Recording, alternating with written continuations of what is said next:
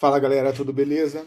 Bom, vamos lá, mais vídeo da série que eu comecei a gravar de explosão no mundo cripto à vista. E aí, o que vocês acham? Eu gravei um vídeo sobre isso aqui dia 4, hoje dia 7.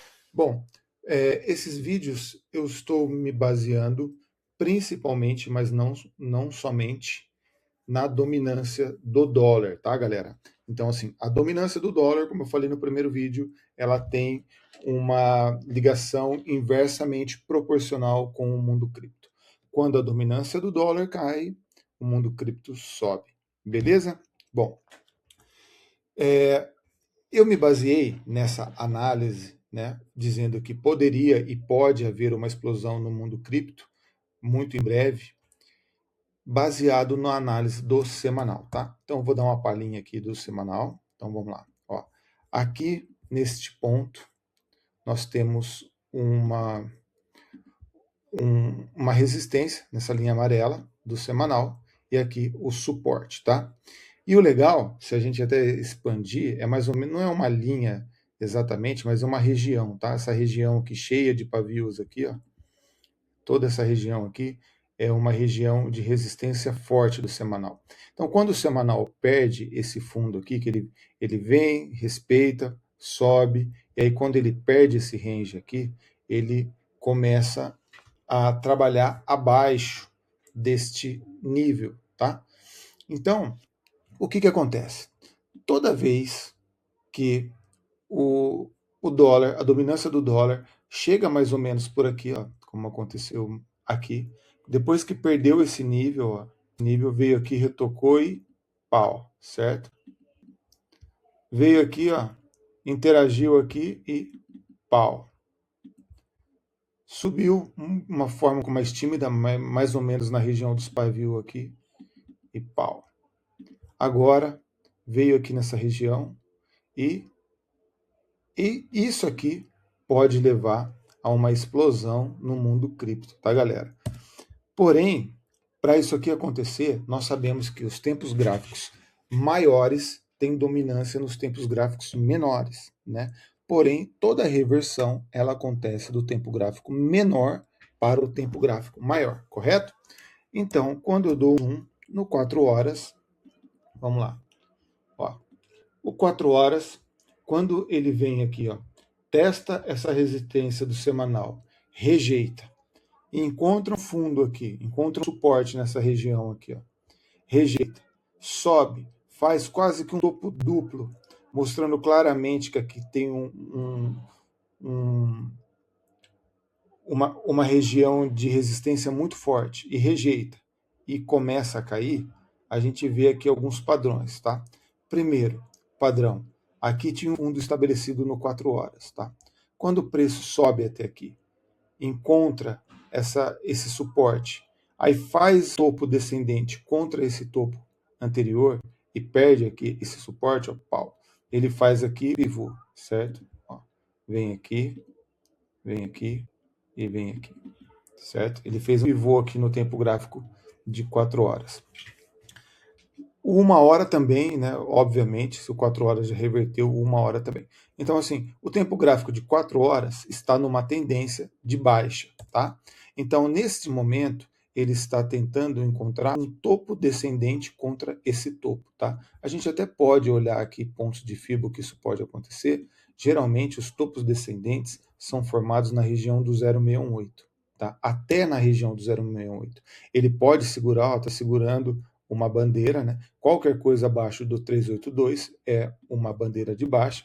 Então, se a dominância ela ficar presa aqui nesse range, isso significa que ela está em uma bandeira de baixa, e a bandeira de baixa geralmente rompe para baixo, beleza? Ou pode vir buscar e fazer um topo aqui no 0,5 ou até no 0,618, onde vai confluir também com essa resistência do 4 horas, que antes era um suporte, agora virou uma resistência. Beleza? Então, é isso que eu estou observando agora nesse momento. E o porquê que eu estou falando que ele já está em busca de um topo descendente no 4 horas contra esse topo anterior? Porque se a gente olhar 1 hora, ele já reverteu para alta. Ó, olha só, 1 hora.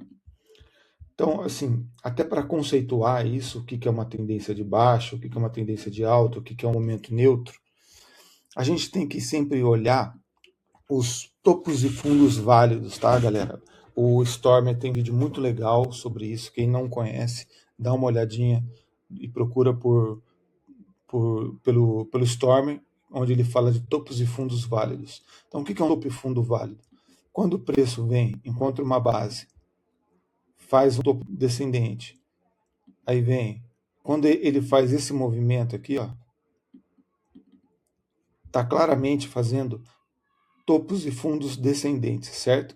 Então aqui, nesse movimento aqui, qualquer pivô que haja dentro dessa região aqui, ele é um pivô falso, vamos dizer assim. Por quê?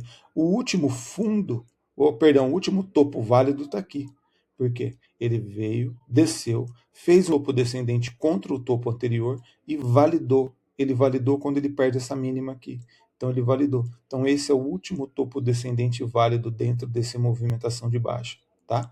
E aí a dominância vem aqui, começa a se comportar de forma sem padrão, né? Ó, ele para de produzir topos e fundos descendentes, aí ele vem aqui, testa esse topo descendente válido, rejeita, cai, faz o pivô interno aqui, mas esse pivô aqui, como ele não viola, que ele não tem força nenhuma, e agora esse movimento aqui, ó, ele supera este topo descendente válido. Então, agora, neste momento, não podemos dizer que a dominância está em tendência de alta, mas ela já invalidou a tendência de baixa. Tá? Quando então que vai iniciar uma tendência de alta numa hora? Caso produza pivô acima deste deste topo, que era um topo válido. Tá? Se produzir pivô aqui, respeitando acima dessa região, aí é tendência de alta na dominância no tempo gráfico de 1 hora. Por enquanto, só invalidou a tendência de baixa. Por quê? Volto novamente. Porque rompeu o último topo descendente. Bom, então é isso. Agora, se a gente der uma olhada no diário, a gente vai ver que ele respeitou esse suporte, né? O diário, ele fica claro que ao respeitar esse suporte, ele pode buscar esse topo descendente contra o topo anterior, e aí se a gente incluir até algumas emas aqui, ó, eu gosto muito de usar as emas de Fibo, tá? Eu uso bastante a 55 e a 89 para acompanhar quando há tendência e quando não há tendência. Então, quando eu uso a 89 praticamente como quem usa a 80, tá? É o último guardião de uma tendência. Então a gente vê as emas aqui viradas para cima, a EMA 55 já perdeu, ela já está virando para baixo, o preço perdeu a 55, rejeitou a 89 juntamente com essa confluência aqui desse suporte, e agora pode acontecer do quê? Do preço, da dominância ficar presa aqui nesse entre emas, nessa nuvem de emas, que também é uma bandeira de baixa, e aí o mais provável é que rompa para baixo e possa ir lá testar esse suporte aqui do semanal, tá? Se isso aqui acontecer, pessoal, a gente vai ter uma explosão no mundo cripto, tá? Agora, o que não dá para a gente saber é quando, tá? Então a gente tem que ter estratégia do que fazer e quando fazer. Eu, nesse momento, não estou comprado em nada. Tá? Quando ele bateu nesse suporte aqui, eu fechei as minhas posições de long e não abri posições de short, que isso seria ousado, né? Buscar aqui em cima, que ele vai rejeitar e vai ficar num range grande aqui. Eu não abri posições de short, mas eu estou agora observando os sinais, os próximos capítulos, para ver como que eu vou me posicionar, tá? Então é isso aí, espero que vocês estejam gostado. Quem gostou, deixa o like, segue a gente, que eu vou começar a divulgar mais o meu trabalho, sou novo por aqui. Então é isso aí, galera. E também em breve eu vou começar a fazer uns vídeos sobre trade system, tá? Os trade system que eu uso para operar. Até dando um spoiler sobre isso, só há 3 momentos no mercado, pessoal, que dá para a gente extrair dinheiro, tá? Que são os momentos da ignição, né? Quando o mercado ele lateraliza, e aí ele dá uma pernada, seja para baixo ou seja para cima, mas isso é uma ignição após uma lateralização.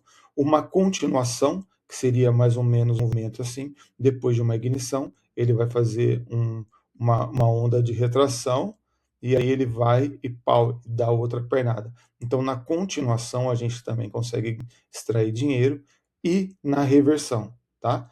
A reversão é um dos momentos mais difíceis de você operar, mas o risco-retorno compensa muito, tá? Por mais que a sua taxa de acerto é menor, você trabalha com alvos maiores. Então, você pode fazer 2, 3 entradas, 4 entradas que você tomar stop loss, o seu stop loss vai ser extremamente curto, e o ganho que você acerta paga todos esses stop loss e você põe dinheiro no bolso.